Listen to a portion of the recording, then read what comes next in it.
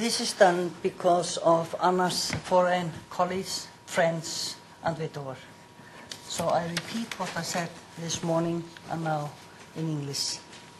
In the spring of 2005, a small group of Nordic doctors and speech therapists met together in Reykjavik. They had all specialized in matters concerning the voice and vocal health and had devoted their energies to pioneering work, each in his or her own country. This pioneering work began only a few decades ago and was directed to research into the condition that prevail for professional voice, the kinds of risk that are being run, and what can be best done to improve matters. The conclusions of their research have been less than cheering and show a great need for major changes, not least in public consciousness and in the minds of legislators.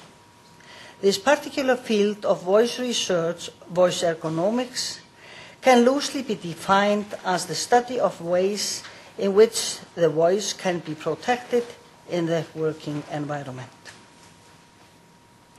The purpose of the meeting in Reykjavik was to look at the poor condition of professional voices, especially the voices of teachers, and to focus the attention of responsible authorities on the need for improvement.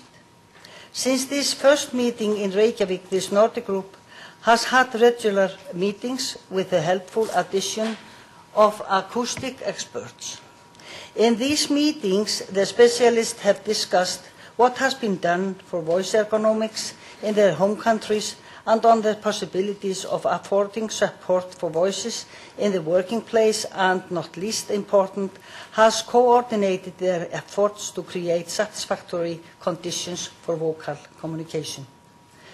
The theme of this conference is to draw attention to this struggle, in which it will be shown how noise in the learning environment of children has had harmful effects on voice, hearing, and well-being, and how we can improve matters.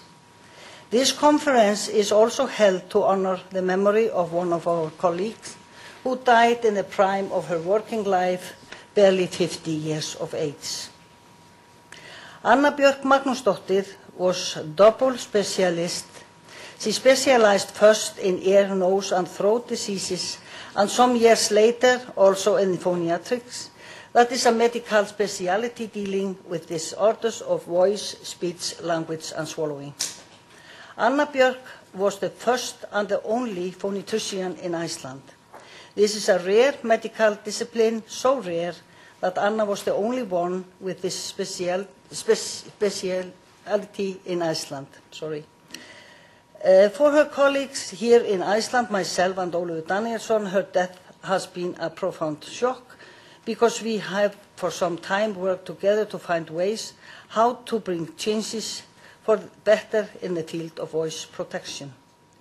Her death is also a serious blow to the Nordic Voice Ergonomic Group, because Anna, with her sensitivity and experience, was a steadfast supporter in our campaign, quite apart from being a delightful friend and a colleague. 5 members of this group are here giving presentations to honor the memory of Anna Björk Magnúsdóttir and thank her for her work and fellowship. But as a doctor and specialist, Anna made contributions well beyond the field of voice ergonomics.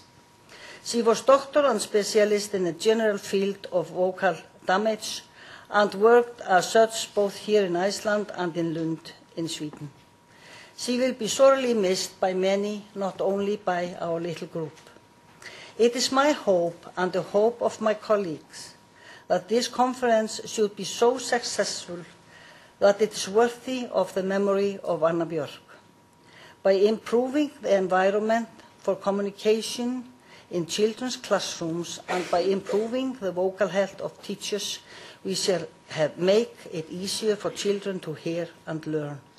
These are the inseparable factors. Thank you very much.